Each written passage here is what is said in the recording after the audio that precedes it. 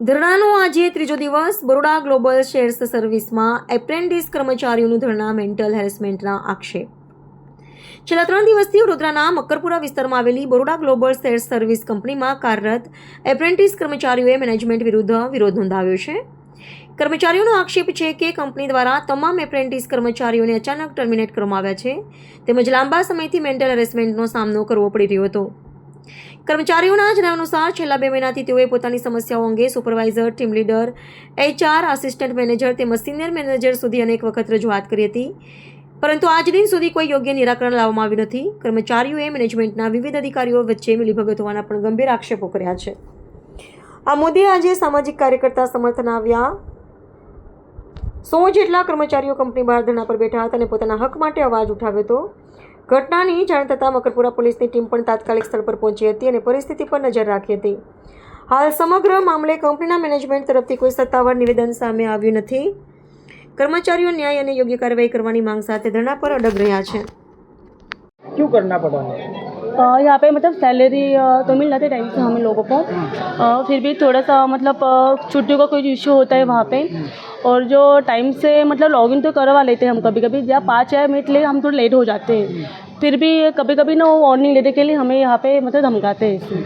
Mentally harassment करते हैं? हाँ करते हैं, वैसे ही करते. तो अभी आपकी क्या मांग है? आपकी क्या मांग है? क्या होना चाहिए? हम तो अभी तो लॉगिन करने के लिए हम तैयार है, ऐसा है कि नहीं करने के लिए रेडी हम लोग फिर भी उन लोगों को यही हमारी यही इच्छा है कि हम लोग को जो भी मांगी है हमने जो रखी है उनके पास सामने, वो हमारे वो स्वीकार करें.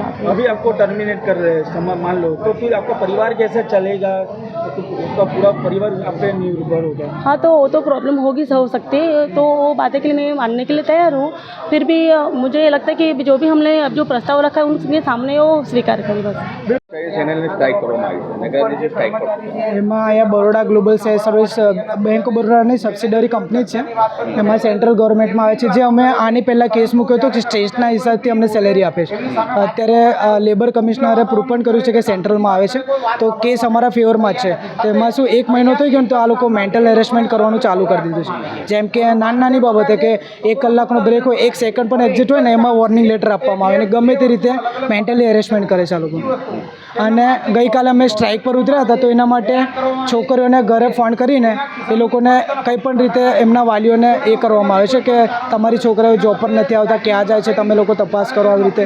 તો મેન્ટલી મતલબ ફેમિલીમાં કેવી ઇફેક્ટ પડે એના માટે અત્યારે બધા નીચે જાય છે. આપણી શું માંગ છે? આપણી સાથે કેટલા કર્મચારીઓ જોડાયા? અમારી સાથે ગઈકાલે તો ખાસા બધા હતા, આજે એમના કહેવાથી અમુક લોકોને મોકલ્યા પણ છે, પણ અમારી એ જ માંગ છે કે આ મેન્ટલ હેરેસમેન્ટ બંધ કરો એમ. હિતેશ તુરી.